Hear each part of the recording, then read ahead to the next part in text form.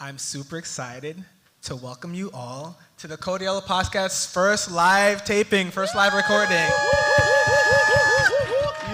Yeah. So if you haven't heard of us, we are the Codiello Podcast. We talk about relationships from the lens of scripture and good old common sense, ditching the gender words that we're all just so tired of. I always say that the battle between men do this and women do that is like the lowest level of relationship conversation.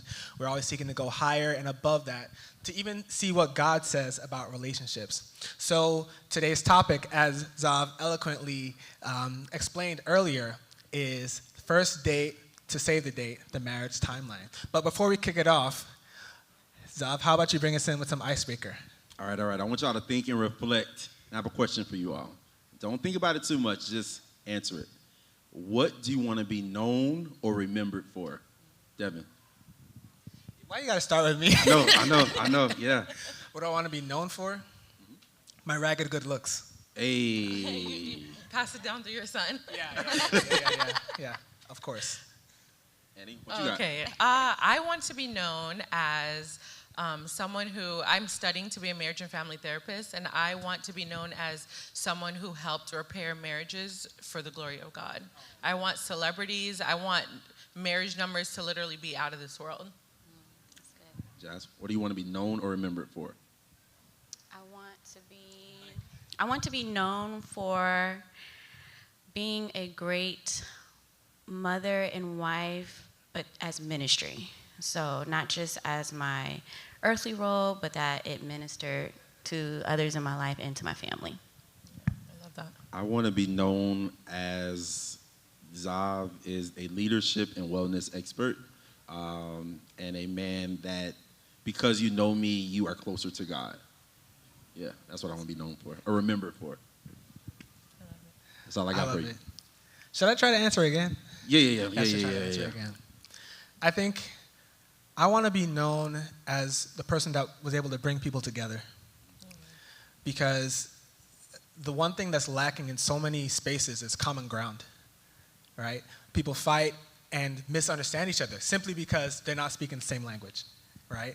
But I found it to be very important to like kind of talk on similar terms in order to make the point go from one person to the other person. And I think that's what I would. That's good. I love it. Yeah. All right, what we talk about today, Devin? Yes, the timeline from that first date to getting to walking down the aisle. There's so much pressure for people our age who have not gotten married. Raise your hand if you're single in here. Look around. Several hands. Okay. In a relationship. Got 1, 2. Are you guys in a relationship with each other? So we got one couple in the room. Any other couples in the room? Well, dang. Okay. So we got some ground to cover, yeah? Who has had an awful first date? Got 1, got 2. So one thing that is evident in so many paths of life with different people is that everybody has a different road from meeting that person to wanting to marry that person. So let's start with you and Zav and Jasmine. How was your first date? And first of all, Zav, how did you decide that Jasmine was gonna be that next date? Okay, that's a good question. So it was COVID. It was the pandemic, and her birthday is in April, and you know she was going through a situationship, to put it lightly, going through a situationship, and I told her to break up with the guy. I was like, "Yo, you need to break up with this dude because he's trash, basura." And yeah, like that's literally what I said. But I wasn't saying that like I was trying to get with her because we like knew each other, but we didn't really know each other like that. And so I called her like a week later to see like, yo, did you break up with old dude? And she was like, no, I actually haven't spoken to him. And it was from that day we spoke, and we've been speaking every day ever since. And so again, it was in the pandemic, and because we were speaking every day, I was like, okay, she's cool. I want to get to know her better. I need to lock her down. You know what I mean? Time is not waiting for anybody. I think I was like 32 at the time. And I was like, yo, I need to knock this girl down. Lock this girl, not knock this. Okay, sorry.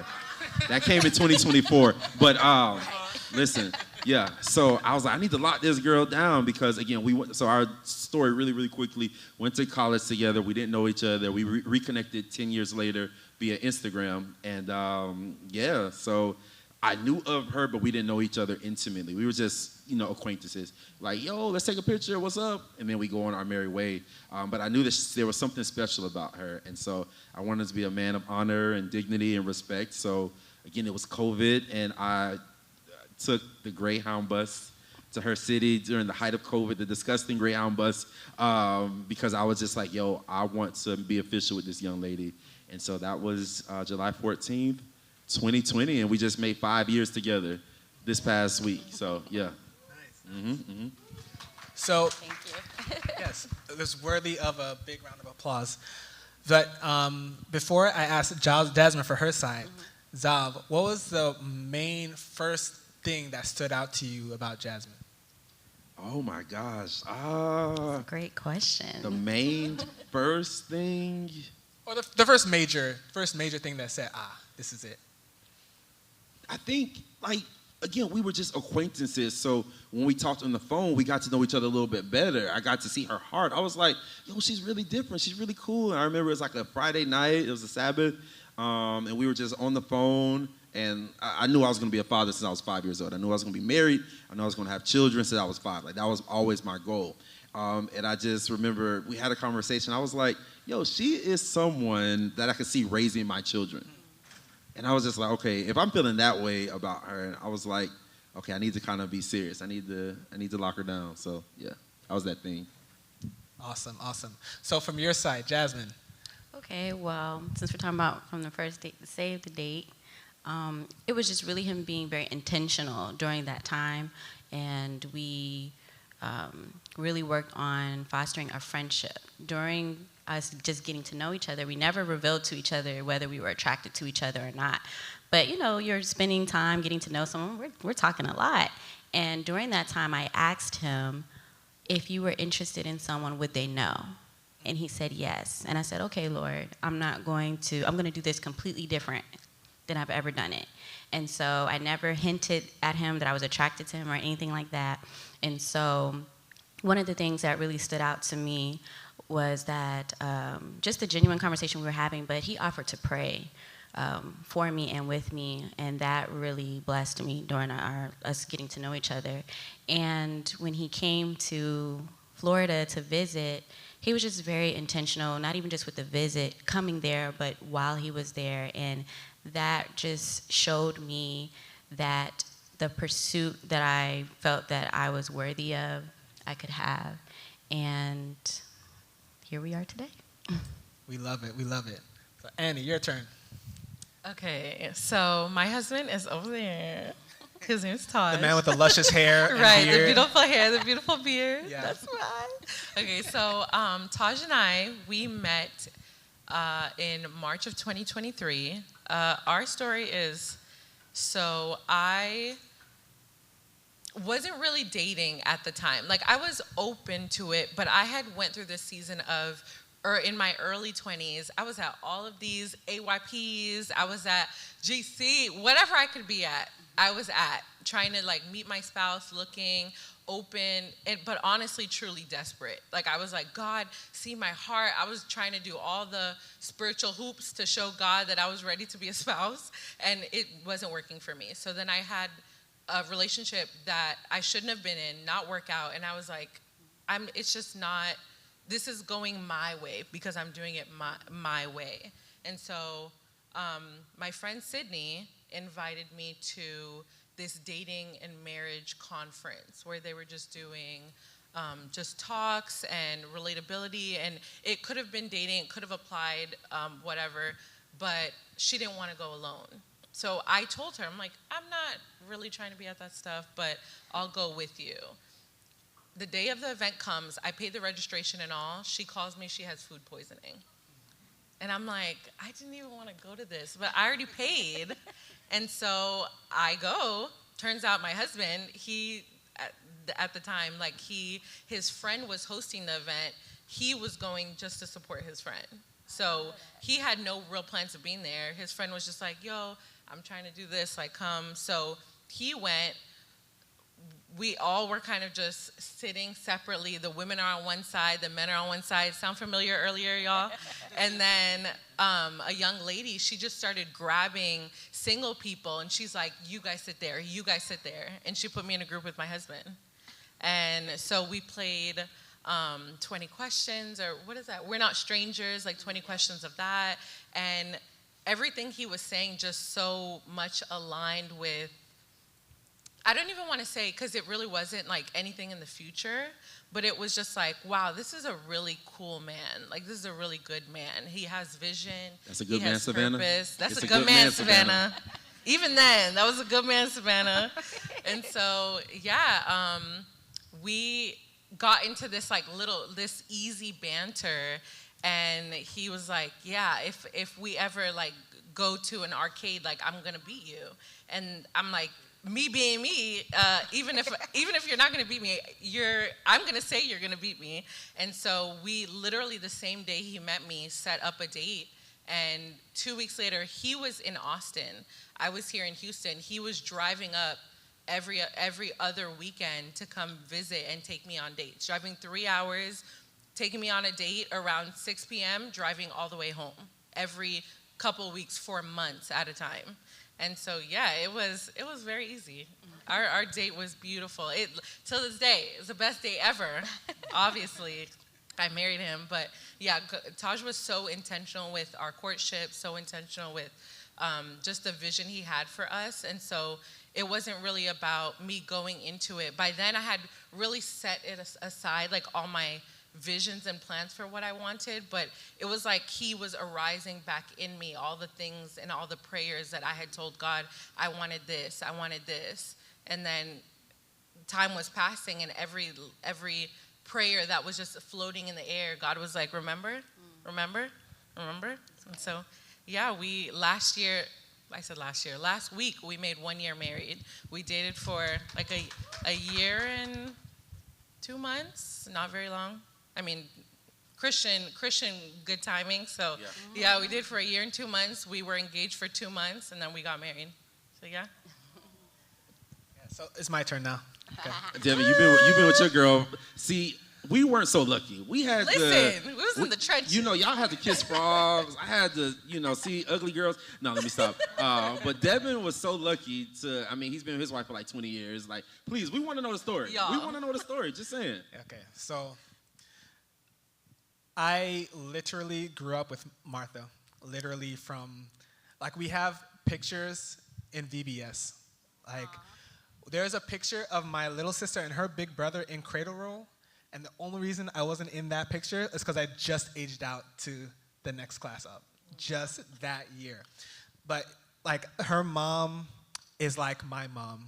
She literally changed my diapers. Like, listen, like, we grew up together, but we didn't start talking until we were both in high school. I was ready to exit high school, and we had, a growing experience together. I'll just leave it at that. You know how those kind of teenage things go, But we've been together nonstop since June 20th of 2012. No, 2012. 2012. I can speak. So we dated through undergrad, through professional school, and got married in June 20th, 2020. So we managed to keep that same anniversary, which was super cute, right in the middle of COVID, right? But so our first date actually happened when we were already like a year and a half, 2 years in, basically, because of, like, her family is Kenyan. If you know, you know. Not all cultures are conducive to overt dating, so we had to do it a different way. So I believe our first date was at the Macaroni Grill in Huntsville. And actually, it's funny enough, when we got married, we actually catered our food from there. So super cute. Super cute. Anyway, like, what drew me to Martha, I'd known her literally my whole life, so like, what now? at that time, right? I think that like the connection that sprouted gave me a peace in the future. And even at one point, Martha asked me, why me? We're super young. Might have been 17. You know, she was not much younger than that. And she said, why me? And I kind of thought for a second, scrolled back through my head, scrolled back through my mind, and almost like I ran a simulation in my head, like an AI simulation of all the paths my life could have taken from there. Why did I think I knew all the paths my life would have taken at that young age? I don't know.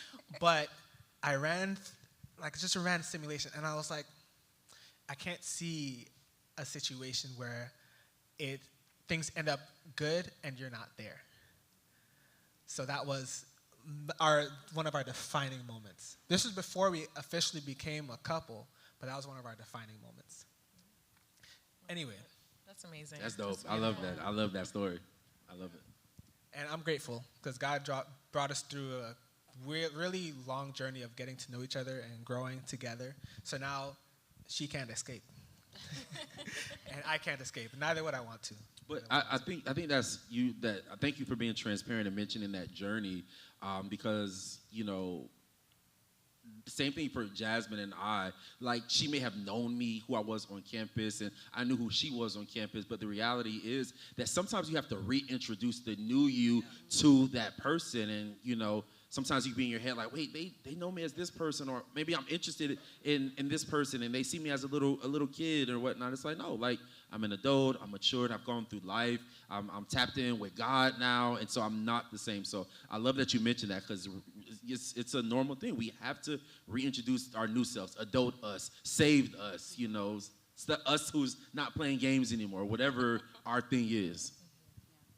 And I noticed another, like a common thread among relationships that make it past the first date into beyond is that there is a good amount of intention on the male side. Sorry to make it feel kind of like male versus female, but like a good amount of intention on the male side and then a good amount of reception, like openness on the female side, the woman's side. How did that part factor in for you guys? Like you said that as I was really intentional. What part of that, just because somebody is intentional, just because somebody said they like you doesn't mean that they're the right fit for you. But how did you decide that this is a person to now be receptive to? Right, so intention, it still reigns very, like it resonates very heavily in our relationship. But during that time, it was really important to me because like Zav mentioned, I was just coming out of something, and so I was a little apprehensive about that. I want my family to be like, you're talking to somebody else, like, slow your roll. But it wasn't about that. Going back to what Annie said about prayers, I don't know, does anybody have a list out there? It's okay if you have a list. Okay. I had a list, and I'm a guy. I had a list, yeah. But I was never rigid about that list. I actually went back and said, let me look at this list thing. But because of where I was at the time, I said, let me reprioritize. What is the priority? And I had to remember that, when things don't necessarily come packaged or look the way you think that they are. So during the time that we record and get to know each other, God was revealing to me, like she said, like, remember that thing that you said is really important to you? There it is, or this is what it looks like, and so forth. So that is what helped me to be very receptive to what Zav, with his pursuit and intentionality, and I just felt comfortable. I felt like I could be myself, and during that time, we had the opportunity to experience conflict. We had the opportunity to support each other through loss. We were able to experience a lot of different things, and I think that really, life events, and that helped us to really determine, could we continue toward the save the date? Because even on our first date, our first official date, because we kind of had 2 days back to back. That first day when he came to visit, and we still didn't know, like, do we even like he hasn't ever said he is attracted to me, and I haven't said it either, but he came all the way here. Like, I was all in my head, but I was like, okay, just eat the french fries, like, have a good time. And then we had a great time, and then that night, he's like, I'm going to pick you up tomorrow, be dressed, and I was like, oh, okay. And so that night, after we had dinner and everything on the official date, what we call our first date. He said, so are we dating? And I said, you tell me, are we? I'm like, you've been setting the tone. Like, can't you go ask me? You're the guy. But on top of that, before I even answered him, I said, wait a minute, what is dating for you? What does that mean? What are we working towards? And so we discussed it that night. We're working towards marriage. It may not work out, but we are on the same page. We have the same goal. And so once I knew that we were on the same page, and I didn't wait till that night from getting to know each other, but because he was even able to articulate it, he didn't run from it, or like, oh, what are you talking about? It wasn't about jumping the gun. We're working towards something. It may not work out, but there's a common goal, and that's why I was able to say yes. So I love that you said that, because it kind of highlights what I mentioned in the beginning, finding common ground, working off the same conversation, working on the same definitions. So what is dating? What does this mean to you? Where are we going? You two can't walk together unless they actually agree, right? So then from that moment, you guys decided, okay, we're going to walk together, right? So for you, what made you open to a second date, third date, future? I think with me, I think it was that Taj consistently kept on being the man that he said he was. And so I had been in relationships before. I'd been in relationships with Adventist men before, but there seemed to be this, even though the men were in the church with me, serving with me, there was this lack of common ground. There was just this thing that I didn't feel like they were like good leaders. I didn't feel like they, were good people in general. And their actions, or even when they said that they were, like their actions didn't mimic that. But I think one of the things that I did different with Taj than I did with any other relationship I was in was I did not talk very much. And I don't mean in the verbal way. I was not telling Taj all the things that I was looking for. I was watching him, because everything that I don't need to tell you this list of, oh, I'm looking for this, I want a man who's this. It's like, no, I was enjoying my time. He was always so respectful. We had the best time every time we were together. Our first date was like 3 hours. Our second date was like 4. Like, so we were spending like a good amount of time, like just talking, laughing. It wasn't I wasn't sitting down with this checklist of things of, oh, is he this, is he that? Like, I would just assess after the date. Like, how was I feeling with him? How did he treat me? All of the things. And so with Taj, I think he just was always so intentional with, I'm not going to just tell you a thing because you've heard all the things. Like, I'm going to show you that I'm a good man. I'm going to show you that I'm intentional. I'm going to show you that I'm kind. And he has continued those actions to this day, all through our marriage. Like, everything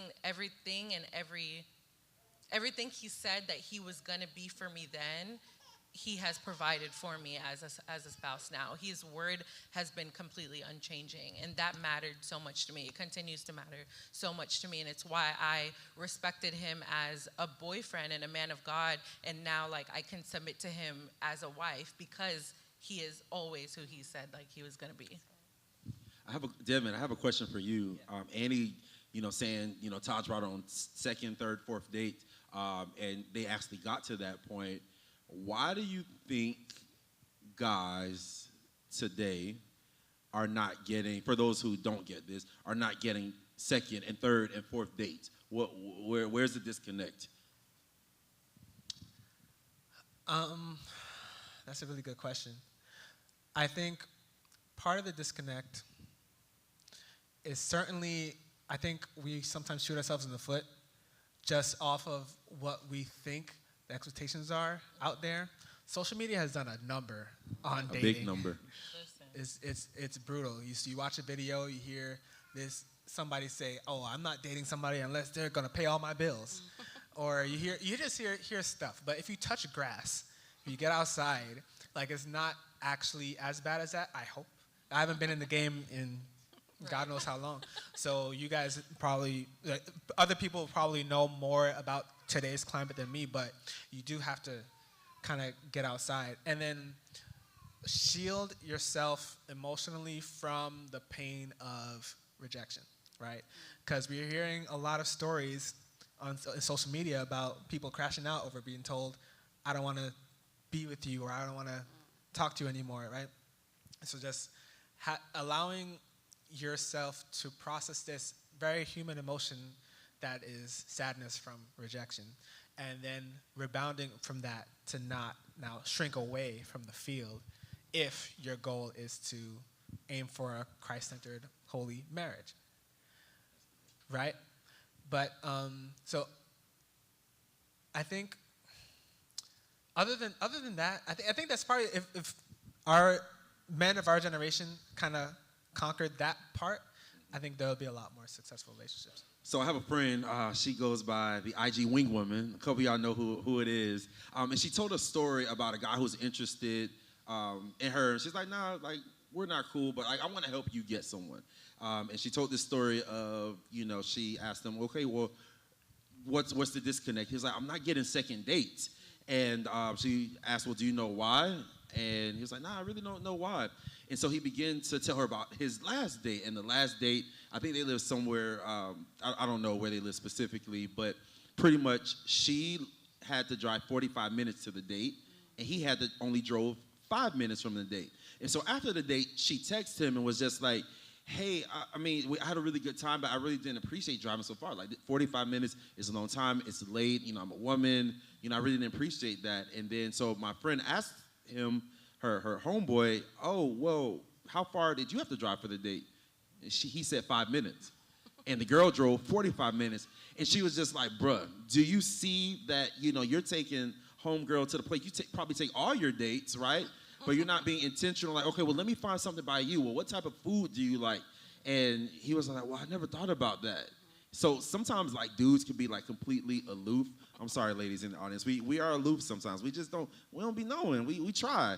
But I think another reason is people need to get out of their own head and out of what they want in convenience. Because it wasn't convenient for me to go to see Jasmine in Tallahassee. Like, the Greyhound is gross. Some sketchy people on there. I was traveling during COVID. Like, I could have gotten COVID. You know what I mean? So you got to get rid of self and convenience when you are looking to date. Not only to show the person that you're interested in that you're serious, but also that's a great muscle that needs to be stretched and that will be stretched once you finally go across that aisle and get married.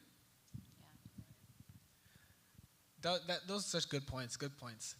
So, like, the first date to second date is probably, like, one of the bigger humps to get over. But here's another hump that I've observed is surviving the first worst fight. Anybody who's been married long enough knows exactly what that is. Like, and that first worst fight is, if you ask the couple, what is your first worst fight? They instantly both know which fight they're talking about. So we're gonna nerd out on something really quickly. So, how many people are in the health field? Healthcare? Okay. Pharmacy? No? Okay. So I'm a pharmacist, and one of the things that we learned about in this very boring class called pharmacokinetics is how particles and suspensions relate to each other. There's a whole science behind what makes the particles float and not stick at the bottom, right? So now, as we get older, we become these nice independent particles floating around and bouncing off each other without wanting to stick because we simply don't need the inconvenience of somebody else. So what feels like self-awareness and what feels like self-protection ends up being self-defeating because you're like, I don't need this. Once you bounce too hard against somebody, they rub you the wrong way, they said something that you didn't like. Now, I don't need this. I'm going to go somewhere else, right? But every couple that makes the distance survives their first worst fight. Do you guys have a first worst fight? Don't tell us what it is, but just yes or no. Yeah. Yes. Wait, okay. We fought? Wait, I can't even. And I wouldn't even say we don't. We had what I call intellectual debate. We had some intense intellectual debates. With raised voices. Okay. Not so much during the courting phase. We're married now, so but it's not even about, so I want people to be mindful, because a lot of times people will measure compatibility with conflict and whether or not you have conflict. Conflict is a part of life, right? Whether or not it becomes confrontational or how that it gets there is what really matters, and how you are able, because conflict is going to happen. So that doesn't mean you're not compatible with someone if you have conflict. How you all navigate, because you can learn a lot about each other and about yourself. Is there an area for you to grow? And that, the dating timeline can present opportunities for both parties to grow, because it's going to continue even in marriage as you change and grow. And so there was a session earlier today. You're wrong, I'm wrong, you're right. And basically, what the leads talked about is how to navigate communicating with someone who may have different perspectives or views, even with intense topics. And that there's a way to do that where you're still demonstrating the love of God, but you're able to express conflicting ideas, beliefs, and that goes far in any relationship. But I definitely thought about, my marriage and how I can continue to apply those tools in that. But something to think about. If you're dating, getting to know someone, or when you plan to do so, don't think that it's the end all be all. Really take the time to determine what did it show you about the person and yourself in a relationship. Love it, love it. So, I have a question for you, Annie. When Taj proposed and you guys decided you're going to get married and you guys signed that marriage license, what was your vision for what your future was going to look like? Ooh, that's so good. Annie. Yeah. Oh, sorry. Yeah, that's so good. I think I had a lot of different visions. Do you mean like for my marriage specifically, or okay? I think I had this. I think some were obviously practical. I had visions of, like our life together, us traveling, because you're married now. Like you get to do vacations. Like, don't let the world fool you into thinking that they're the ones having fun. Taj and I, literally, we traveled like 12 countries this year, our first year of marriage. So it's fun on this side. That's a flex. It is a flex. But it's like so I had visions of that. I've always been a traveler. I had visions of, us like living together and like how that would be in that transition, all that things. But I think I also had just unrealistic expectations of things just being very seamless, because our dating and engagement, we were long distance. And so I was like, oh, all of our, the little like tiffs that we're having, it's because of the distance. Once we're together, we're gonna be perfect. But it's like, no, actually, like we argued more like in now having like being in covenant and, having that proximity, like it didn't really change much. And so, yeah, there were a lot of visions I had just like for our life and family and all the things, and even spiritually, like us serving in church together, us deciding, we were like church hopping, and we're like, oh, what is it gonna look like what church do we want to like raise our kids in, because these are things like now I have to think about. But yeah, I want to say like some were very realistic visions of our life, but then some were just like, oh, we're not gonna argue, we're not gonna or we're gonna argue. I mean, we didn't argue that much, but we're not going to have, like, these big things, or he's not going to get on my nerves. He's not going to annoy me. Like, I was very, in a marriage? Honeymoon. In a marriage? Wow. Right. Right. Love it, love it. And what about you guys? Yeah. So I've had a lot of visions. This guy, as he touched on earlier, visionary. Since he was 5 years old, he said he already knew he wanted to be a husband, that he wanted to have children. Mm-hmm. And I think, and if I could speak for the both of us, again, us knowing of each other in college and getting together later in life, We do have a daughter together now, but Zav comes from a really big family. Not but, and Zav comes from a really big family. My family is smaller, and so he has the vision of this huge family. Not saying we will or won't, but time, the Lord's timing, what he has for us may look different than that. So just adjusting to the things that you desire, the way you envision marriage and family to be. And, I was telling Zab, you should have met me sooner. And we could have got started sooner on that. One thing that I also had a vision for, I love family. And that was one of the things that I was really attracted to about Zav is his family values. And I really was excited about the way that I envisioned it is how it happened. Like, our families actually didn't meet until our wedding. And that was one of the things I was really looking forward to. To be clear, Zav and I would spend the holidays together. We would go home to our respective homes, and then I would go down south to visit his family. So when I was with my family, we would FaceTime, so like our moms could at least talk. That was really important to me. But like our families did not physically meet until the wedding. But I knew it was going to be such a great time. And like I just envisioned like everybody getting along and laughing, and that's how it went. And so just our families coming together and becoming one big family. I mean, everyone's family has different dynamics and, different challenges and things like that. But overall, it's just a great time. And I'm really grateful for that, to have just this big family and everybody has a good time. And that's not everybody's story. And so that's one thing I want to encourage those of you who are looking to date to think about, what does that look like for you? Because it may not be a perfect match. That doesn't mean you're not for each other, but you also have to determine how much of that is really important to you and what that looks like. And I'll go ahead and answer that last question. So I was under no illusion that, my life would go this exact perfect way. And I didn't know how many kids, of course, I know how many kids we want, but I didn't know how many kids we would end up having. I didn't know exactly where we would end up living. I didn't know how much money would pass through our hands. I didn't know a lot of things.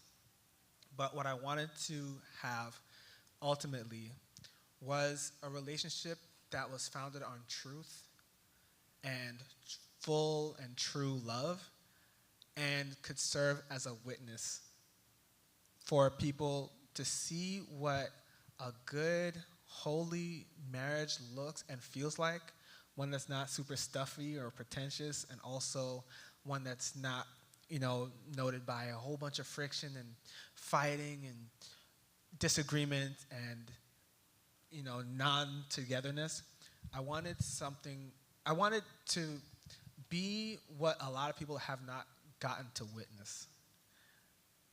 And that's really what the vision that I saw in my head, going forward. And I'm glad that we've been working towards, that and taking in all the wisdom that we can and, just sharing that journey together. I want to say one more thing before, 'cause I know we're going to get towards wrapping up. I think that one of the things that, in being vulnerable here, that in singleness that I thought marriage would be all of these things. I think one of them was the emotional aspect of family.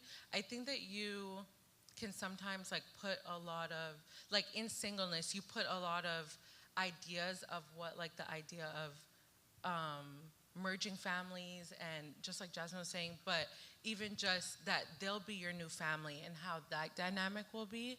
And I think sometimes, especially as Christians, sometimes we spiritualize too much things that we can actively work on ourselves, during dating. And so that was one of my crutches. As I said in the beginning, I had a lot of things that I really desired marriage, and I was working on these things, but I'm so grateful. I mean, Taj and I'm 32 now. We got married, I'm 31 now. We got married at 30 when I was 30. So what quote unquote Adventism or Christianity would consider later in life, but it was not late. but by the grace of God, like it was enough time for me to have worked on a lot of my preconceived expectations of what I thought marriage would heal and fix in me. And I feel like, and obviously all credit and grace to God and great gratitude to God, but I think that there's a lot of pressure sometimes we can put on what like the dating and courtship and then marriage looks like when there's so much ability to do the work before that and during that, but before that as well. And so I'm grateful that God, in my waiting season, he did a lot of work on me. And so even though there were some aspects of marriage that when I got in it, I was like, oh, you know, I wish that it had been this or that. And not even like in a Taj thing, just my expectation on what being a wife and life together and all that would look like. But God had healed a lot of my wounds that if I didn't heal, I would have put on my marriage for him to be Lord of my life to fix that stuff. And so, yeah, I just really wanted to say that because I know like the singleness season, listen, I was all through my 20s like single, and sometimes like we get married and we forget like how difficult it was back then. But I'm so grateful for that time because God truly did such a beautiful work in me that in the most literal way healed and prepared me for me to have like the most beautiful year of marriage. And so I don't want you guys to be here and for us sitting up here married and all of that to be more of a longing for you, but more of that this conversation help you in your preparation season, that we are all up here because when we were single, God did a work in us and he worked in us that now we can have a successful marriage because of the work we did then. Does that make sense? Yes, and to add to that, this is not the reward for the work. Amen. So a lot of times, marriage is seen as something I earned because I did all the things that, whatever the conception, however you conceptualize that. Mm-hmm. So we were not rewarded for the work because God is still working. And even when you get married, so even though we titled this from first date to save the date is not the end of it. It's a stop on the way. So we're continuing our journey of life, and we invite God to continue to do a work in us, even in our marriage. And with that, we actually want to hear from you guys. Yeah. So, well, I know that I want to hear about your worst date, your first worst date. Yeah, do you mind sharing? Yeah. Yes, you. Yeah, you. Yeah, come on. I'm originally from Michigan, but I go to school in Atlanta at Georgia Tech. And first date. So I realized this after I put my hand up. I was like, okay, technically it wasn't a first date. It was the second date. But the point is, it's how I felt. So, and this actually is going to lead into a question, so it's good that I'm explaining this. So I met this girl, and I was into her. I got chatting with her. We somewhat built up a friendship. We got along with each other, and the first date, I said, hey, I have tickets to an NBA game. You want to come with me? So we went, had a good conversation. I didn't focus anything on the game. I was just talking to her the entire time. So then Christmas break came. I went home. And then when I came back to school in Atlanta, hopefully no one knows people from Atlanta here, but came back and I hit her up again. I said, hey, let's go to the museum. I want to hang out with you again. Now, some of you are probably wondering, did you say it was going to be a date? No, I did not say it was going to be a date because of my opinions that I have. So we get to the museum, and I'm like, okay, I feel like we're in the beginning stages of a dating relationship. So I see her, and I say, hey, what's up? And she says, hey, and turns to the side and tries to give me the side hug. And I'm like, I took you to an NBA game. And you want to hit me with a side hug? The church hug. Say again? The church, the brother in Christ hug. Exactly. And this was after I lived in a Latin American country. So after that experience, I was like, okay, like I don't care if you're my friend. I don't care. Like I'm giving you a full hug. Like we could not be dating. I could be not interested in you at all. I'm still gonna give you a hug because that's what I experienced in Latin America. And so when that happened, that kind of just set me off, and I was like, okay, if that's how this is gonna go, I'm gonna play back. I'm gonna play this game. So we walk up to this counter to get these tickets, and the receptionist or whoever on the other side, she says, okay, this can be together or separate. Don't do it to us. Silence. Oh. I just sat there, and she just sat there next to me, and I'm like, frick. I'm like, how's this gonna go? So about maybe 2 to 3 seconds of silence, I'm like, separate. So there was that.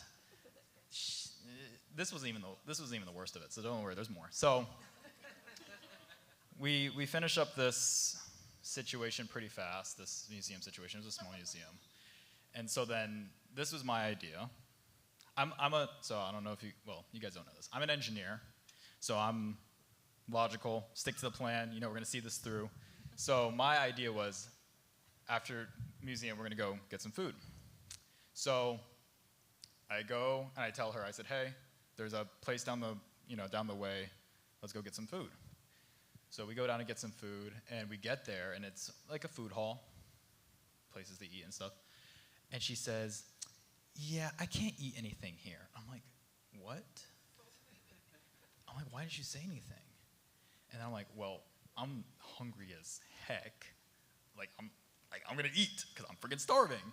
And so I get some food, and I'm like, do you want some of this? And she's like, no.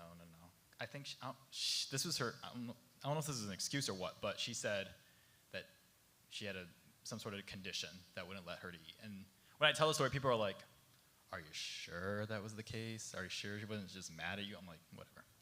So I felt super bad about eating food in front of her, so I'm like, let me just put this away. When we were inside, the music was super loud. I'm like, okay, we gotta go outside. Now, this is January in Atlanta, so it's cold outside. And I did find us a fire pit to sit at, but it wasn't enough, and she was cold, and I was like, still trying to, like I said, see this through. And pretty much she was out there in the cold, and I was sitting there talking to her. We were there for an hour, and then, yeah, we never went out again. What's your question? That is my question. Thank you for reminding me. Question is, you guys mentioned when you guys were looking to see each other, you didn't let each other on to know about what your intention, like you didn't want to say, oh, I'm attracted to you or not.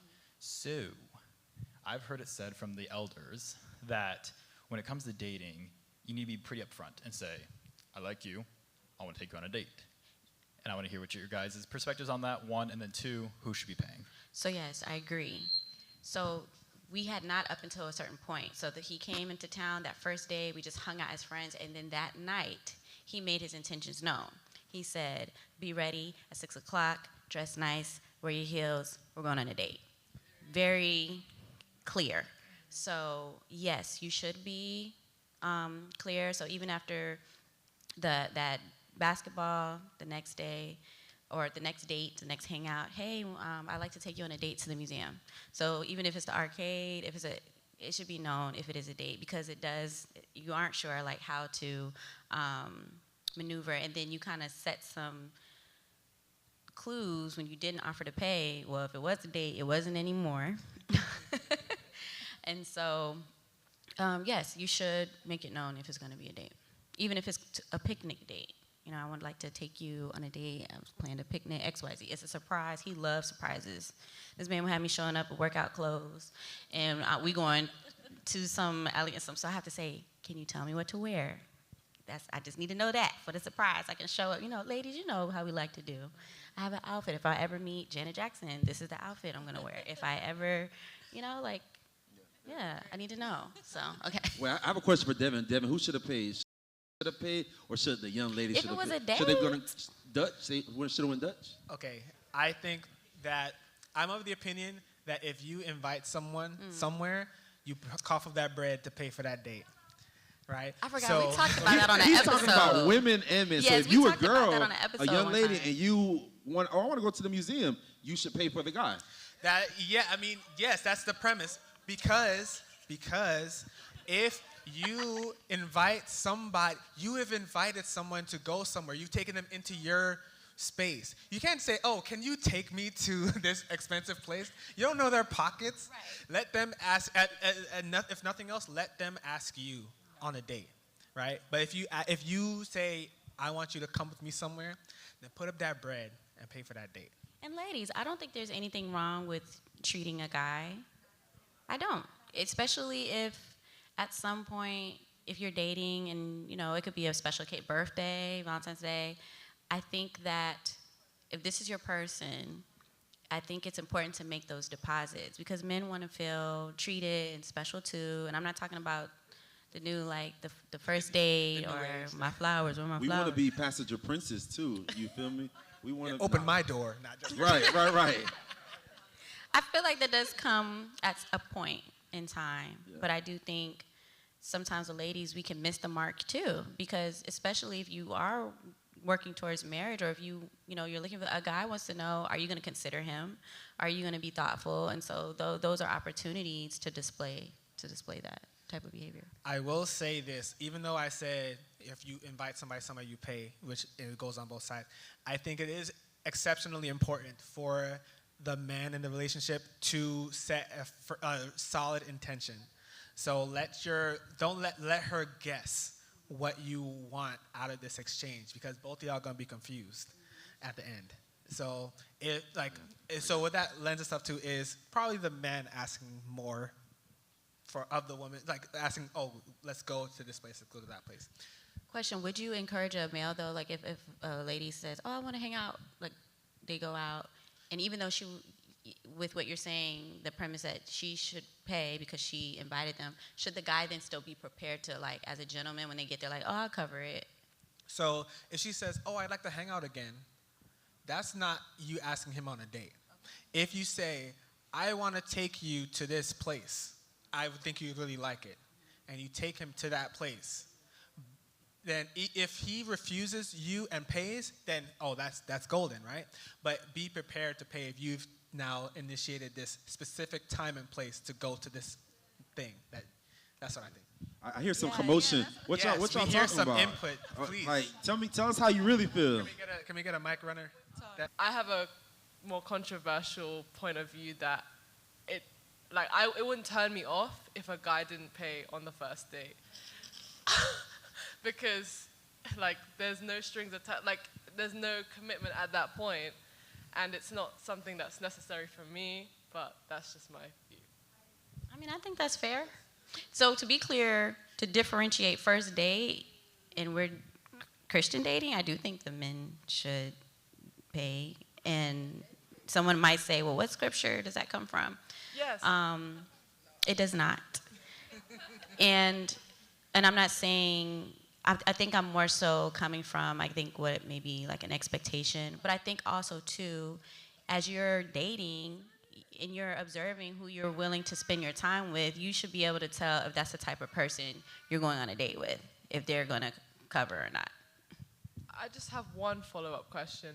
What if, and you've sort of communicated, that the woman is in a position of a better financial situation, and you're in a different phase of life. You don't know when you're meeting. The guy could be a student, the woman could be working, stuff like that. Well, Annie, I don't know your thoughts, but I think that as a woman, you should have realistic expectations. If don't expect someone to take you somewhere they may not be able to afford, but I think you should be having those type of real conversations, because when it comes to romance, and we were talking about this recently, some people may have idealized what romantic is. So like, oh, if he takes me on a date, it needs to be this type of restaurant, it needs to be this type of experience. No Cheesecake Factory? No. So to that point, y'all though, remember when that went viral? That might be romantic to someone, because what I truly think romance is, and not to get off topic, is how thoughtful someone is and what does it for you, right? So if they've been thoughtful enough to do something, take you somewhere, it could be, oh, I don't have a lot of money, but I know your favorite food is this, let's make it together. So now you're spending time together, and so how thoughtful and intentional someone is, I think should my opinion, more important than how much money did they spend. Because somebody could try to be really elaborate with what they spend money on. You're like, I don't even like this, or this is not doing it for me just because you spent a lot of money. So. And baby, to our friend's point, I want someone in here to free themselves from thinking as a man that like, oh, because my woman makes more money than me, then I am less than. Like, the reality is, y'all do not know what goes on in a lot of people's houses, and a lot of women are making way more than a man. But guess what? The man is still providing, maybe not financially, he's providing spiritual safety, he's providing mental safety, he's providing emotional safety, right? She don't got to worry about what he's doing. So don't let how much money you make, because the reality is, you know, a lot of women in here are women of color, and y'all are the most educated, y'all just making a lot of money. So you're probably not, you know, and this is like for my single ladies, if you have like a master's or a JD or a doctorate or whatever the case may be, there's more women in the world and more women go to school. So you might not date a guy that has a JD or a doctor behind their name. But if he has a bachelor and he treats you well and he loves Jesus,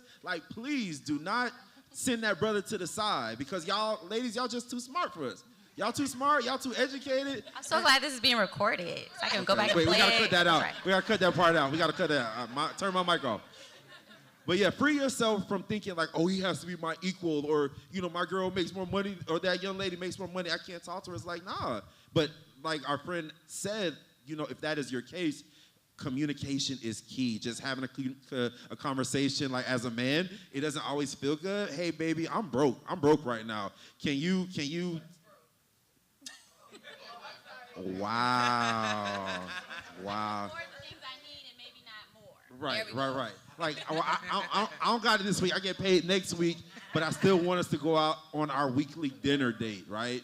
And so just, you know, it's a tug, push, pull situation. Give and take, yeah.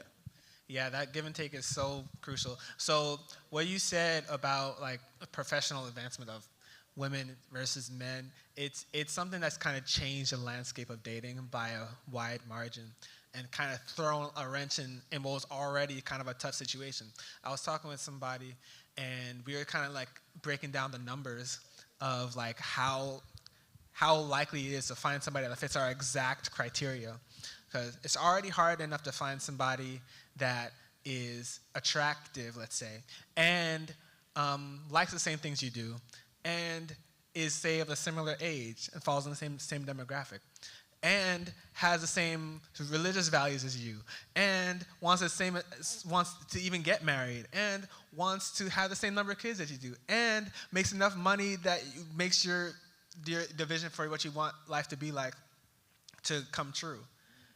And then now we're adding, okay, are we on the same financial plane? You know, it's too much. It's too much. It's too much. For some, not all. It's too much for some. Something else to even think about. What if they can come with the coins in the beginning, but they don't manage their money well? So, and you get married, and now that's a whole nother thing. You know, how are we managing our funds? They can spend it, but are you all saving? Can they reach financial goals? You know, what is the financial literacy? Some people's peak of financial literacy is spending. Mercy. So, you know, something else to consider. Did someone else out there have I see some questions Yeah. moving back there. Well, I was just gonna follow up on the initial point about like first dates, if the man should pay. I wanted to hear you guys' thoughts on like something I've done in the past. Is like having, like, I don't mind paying on the first date, but like having a second activity if the date goes well, to where I want to see what her response is. You know, I can pay for the second activity as well, but something that I've seen that has shown me like just good quality, just in a person in general, is if they're willing to, they know I spent money on the first thing, but then if they're willing to, oh, I can buy this small thing, like whatever it may be. So I guess something I was mainly kind of getting at and questioning, but I guess test in that initial kind of dating phase, like, is that warranted, or is that like, I don't know, some form of manipulation because you're trying to see like how this person kind of, I think that I feel like, okay, speaking as a man, right? I feel like the first date is a little bit early to do a pull test, as it were. You know, it's a little bit early. Now, if to you financial reciprocation is important, then let that be shown by a pattern over time. Because if you want to establish yourself as somebody who can hold this thing down to her so that she wants to be with you, then let your first date, whatever that entails, be yours. And the second date, third, it kind of like set that intention, set that pattern.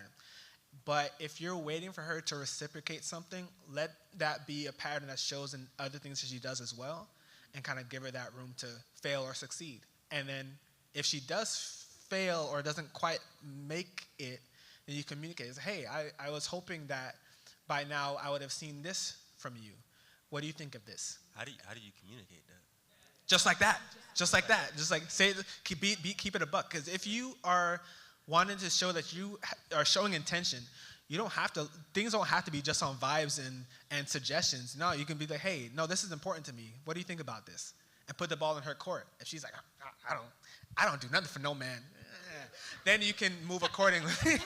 Sometimes, because again, you're collecting data when you're dating, right? And that's what I think of. And so, that was a bar. Yeah, dating is data, collecting data.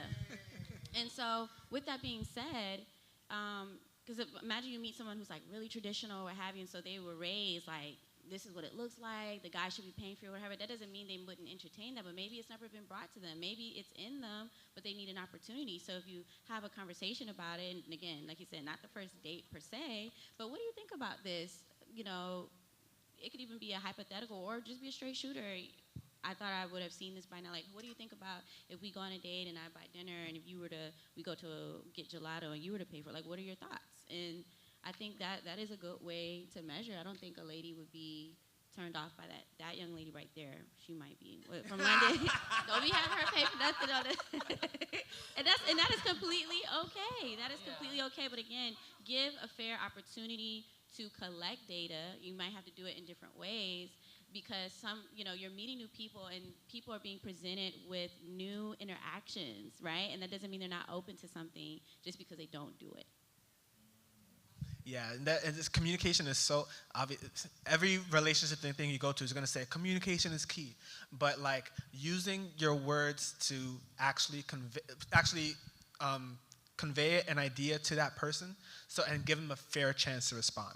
Because too many people burn down things without giving the person a fair chance to at least see what's up or at least course correct something. Yeah, we all have words. This is AYP, young professionals. We learn how to talk at some point. So, yeah. The mic is still floating out there. Yeah, please. So many good things are being said. I wanted to also say, like, if he was testing me our second date, I failed. Because I think he wanted me to, like, pay for parking or something like that, and my card declined, y'all. And I was like, can you pay for it, please? You were willing. I wanted to, but my mom told me before I had left the house that I had to pay the cable bill, and it was just enough for that, and I thought for the parking. And so that opened up a dialogue because I think with money, it's a very, like, finicky thing or touchy subject to talk about because when you're dating, you have a expectation. And what I wanted to ask you all is, like, can you go a little bit deeper on how women romanticize how a relationship should be versus, like, the reality of, like, what we deal with actually when we hit or get to the safe to date? Because our finances go up and down. There are certain seasons where a woman could be the breadwinner and certain seasons where they don't have a leg to stand on and their partner has to take care of that.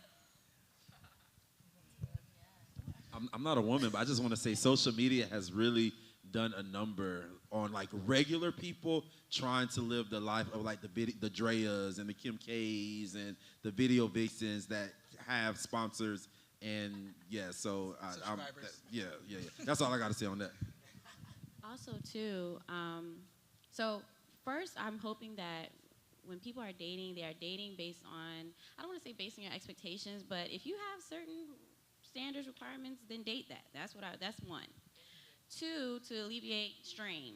But two, like, I can speak kind of to us, and depending on your culture, different standards, like there's a tradition that the future, what am I trying to say, the future wife's family pays for the wedding.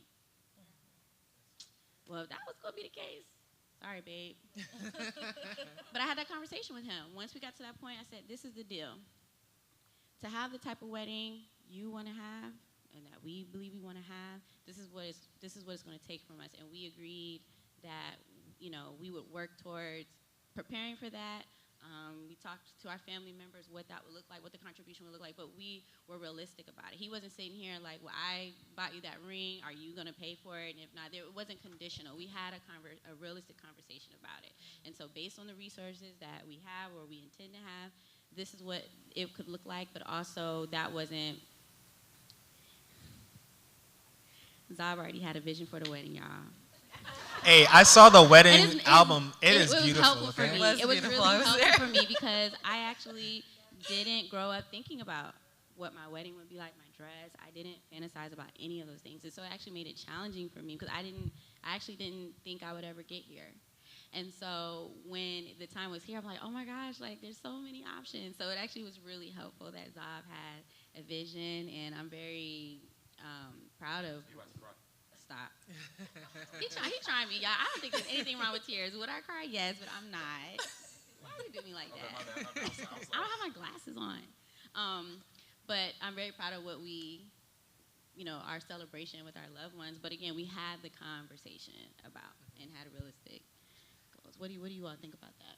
About her question with the finances? So this first part is going to be kind of more general, but like I was talking with one of my coworkers, and she has a fresh relationship, and it's like super fresh, like a month, something like that, right? 2 months. And I said, oh, you guys are in the honeymoon phase. And then I kind of thought about it, and I said, the honeymoon phase can last as long as you want it to. Just add a little reality to it, and it will last as long as you let it, right? So what that requires is kind of stepping out of dreamland and stepping out of your ego, what you think your life is supposed to look like, and make collaboration great again. That's what we should do. Like, having the heart of, okay, I actually enjoy being with this person, right? What can I do to make both of our dreams come true in this way? And in this new climate of women making more, sometimes it's going to look different. I mean, we all have traditional values in a certain way, but it's going to take a little bending, take a little negotiation, a little figuring, a little stepping out of what we think everything is supposed to be like, and make something actually happen.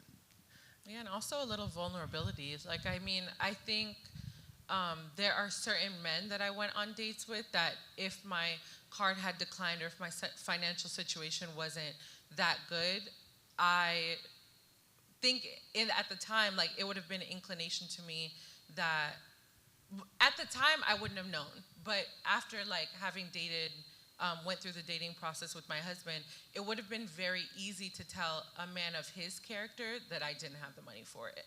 And so I think sometimes, like, things don't have to be as hard as we make it. And that's not like a dig. It's literally like, I think again, because of social media and various things, like, we really have all these preconceived, like, just thoughts and fears, like, walking into how a relationship should be versus, I think when a man is just of good character, like, there's just a level of vulnerability that you're able to get to very early on where you could be like, listen, I don't have it, but, like, I'm getting paid next week, so the next date, like, it's on me. Like, and it's not weird, and you won't feel like he's gonna use the information against you in any way. And so, yeah, I think, and like, one of the things that is very much missing in our society is, like, we're all scared, and there's, like, a fear of vulnerability because of, like, the fear of everything we're seeing on social media, and we're like, oh, like, there's this pride of, oh, I'm not gonna let that happen to me. Oh, these guys are not gonna dog me out like that. Oh, she's not gonna do me like that. And it's all just, like, fear of being like the next viral TikTok that like, you know, they caught you in the stadium or whatever. Like, that's not reality most of the time. Like, when you are only accepting dates from men or women of good character, there's certain fears that you should not have walking into it. And as women, and obviously I'm gonna speak to the women, like, if you have those fears even walking into the date, I would truly trust that intuition, because I honestly want to say that's unlikely your husband. Like, you shouldn't be scared walking into a date. Yeah, do we have one more question before we wrap it up? Yeah, I had a question, and my question is a bit of a tough one, but probably it's just only tough in my head. But when you love someone, you know you love all of them, like 100% of them, including their past. I got you on that one. Do you or can you? I'm sorry. No, I mean, like, when you love someone, you do. So, and I'm guessing this is a struggle that you face in between the first date and save the date. So, I don't know, maybe from you guys' experience, because, you know, you successfully made it through, you know, first date to save the date. Are there any times that you know, help your partner overcome the challenges of their past failures? Or like, because, you know, you're getting to save the date, but, you know, you weren't the first date, you know. They probably had other experiences that have shaped them, and, you know, it's one thing to say, you know, I'm a healed person now, but realistically speaking, like, are you 100% healed? Like, how do you help your partner overcome the failures of the past that might render them a bit more of a complicated person in the relationship? I got you. You know what I mean? I got you. I don't know if my question was understood. I'm right there with you. Okay. So even before I had my eyes on my wife, before I committed to a relationship with her, before I thought that there'd be a possibility of a relationship with her, before I thought about a specific person, I committed in myself that I was gonna love the person I was with unconditionally. So this was pre-decided before there was love interest on the table, right? So I had pre-decided from then that I would even love her, say for example, her postpartum body before I even knew who she was, right? I had the intention to love her 100% completely. That's a decision you have to make before the first date, before you decide you love somebody. And then when you're there, yes, you gotta love the whole person. You don't have to love what they do. You don't have to love where they've been. You don't have to love how they act, but you have to choose to love the person. Sometimes that means telling them you're doing too much. You know, that's an act of love too. Honesty is an act of love. And you are mistreating me because of your trauma from your past, and I don't like this. That's loving yourself and loving them, because you're continuing this platform of truth that they can now look at in the mirror and be like, okay, do I want it to be like this or not, right? So to answer your question, yeah, like, I mean, you love the person through stuff. If you want to make it to last to the 20, 30, 40, 50-year marriage, yeah, it's going to take that. And it gets to the point where you have to go beyond forgiving the person for what they do, and sometimes it goes towards forgiving the person for who they are. So that you have to pre-decide that too. Am I going to be able to forgive this person for something that simply won't change? So, yeah. I want to say something. Rick Ross had a quote. He said, "God forgives and I don't." And like, we essentially can't be that way. Loving someone's past, I mean, sometimes it is work. Like, we're not gonna like lie and say like it's not hard or does not work, or like hard conversations need to be had. Like, you're treating me this way because of X, Y, and Z, because maybe your ex treated you this way, or maybe I'm feeling this way because my ex did that. So I think that, you know, we need to kind of like, and I'm not saying this like as this lofty thing that we can't ever reach, but like be like Christ in the way of like kind of forget that thing. Because the reality is, you know, unless you're Jesus Christ, we all have a past, right? Even if you know, come into the marriage, you know, as virgins or whatever the case may be, like we all have a past. Maybe you are someone that, you know, save yourself, but you're super manipulative. You have manipulative heart. You know what I mean? Or you have a heart that doesn't forgive. Whatever that thing is, that could be a part of your past. And so understanding that we all have a past and just realizing, like, okay, if I want this to work with this person, what are some things that I am willing to do in order to get to that final, that next level? Because I really think this person is special, and that comes a part of like, yo, she got a pass. Yeah, she got a pass. That's cool. We're going to work through this because, like, I'm choosing this woman. Because the reality is you're just like, okay, I can't date this girl or this guy because she has a past. And then you get with the next person, and you were like, dang, they just had this part of their past. And this next person, this new person, I can't deal with this. You know what I mean? So it's just a very interesting dynamic. I'm not gonna lie. I'm gonna pivot a little.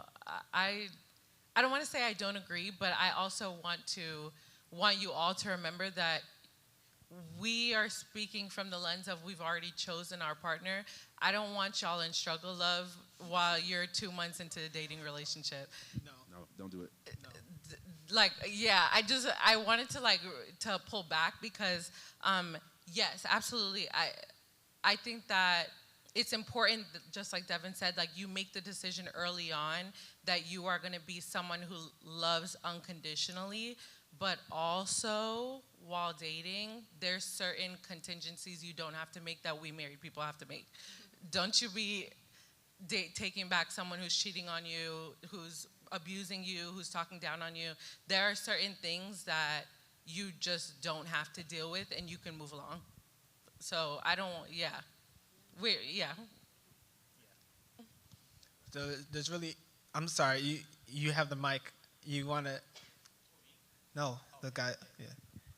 Yeah, I guess thinking about the first part of the question about how to love someone with their past and present, I feel like one of the problems that like we often face in dating is even if you just look at kid shows that we watched and such, there's this idea that I don't know who I am, but once I find this person, then our identities complete each other, and then like all of our traumas bond and it fulfills each other and such. But like even like from a man's perspective, like how are you going to provide for someone if you don't even know fundamentally what love is on your own before you go in there? So I feel like especially what they're talking about in the sermon of God created our heart, like it's so big only he can fill. I feel like when you understand as a Christian about like I have a terrible past, all of us have such a terrible past, but God still loves us and such, then you start thinking like, oh wow, so like there really is no perfect human beings at all. There's not going to be like one person who's like, well, this person is perfect and therefore I'll be able to love. Because it's like, if God loves us the way we are and then in our past, I feel like just really working on while you're single and not being like, man, I can't wait until this is over. But realizing like, oh, how can I learn about God's love and such right now? And it's like, once you go there, it's like, oh, well, you've already realized like how terrible you are as a person. And then like, you've already realized that like, oh, well, God forgives me for all this stuff. And then I'm going to get mad because like, last week she like had an argument with her sister or something. Like, it's like little things like that. It's like, God forgives us for like stuff that's like, wow, okay.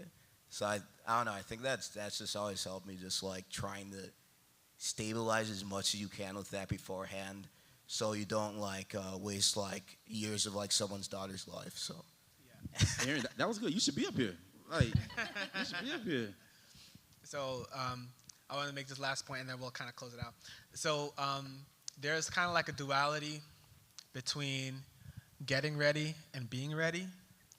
And one thing I always think about is the fact that when you get your driver's license that you really start learning how to drive, right? But you have the tools to get started when you get your license, right?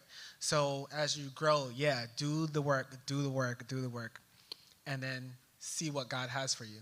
If God says not time yet, hey, just go back, keep doing the work, right? And there'll be a point in time when you'll be with somebody. There's still more work to do, but now you have some tools, and now you're going to grow with this other person. Like, there's only but so much you can learn by yourself. That was good. Yeah. Any last words from you guys? Thank you, AYP. Y'all have been. Oh, my last word is like, subscribe, and comment on. Can y'all take out your phone? Can y'all take Yeah. out your phone? We need like all of the subscribers that we can get, and it's Code Yellow Podcast. You can find us, well, subscribe to us on YouTube, find us on Instagram, and find us on Apple Podcast. Code, C-O-D-E, Yellow, Y-E-L-L-O-W, Podcast, P-O-D-C-A-S-T. All platforms. On all platforms, yes, you'll find us. You got us? Thank you, sir. Any other takers? They got one? Got one? No, good. So, thank you for joining us, and we love you guys, and as always, heal responsibly, and hope to see you next year if AYP will have us again. Thank you, AYP. Thank Peace. you guys.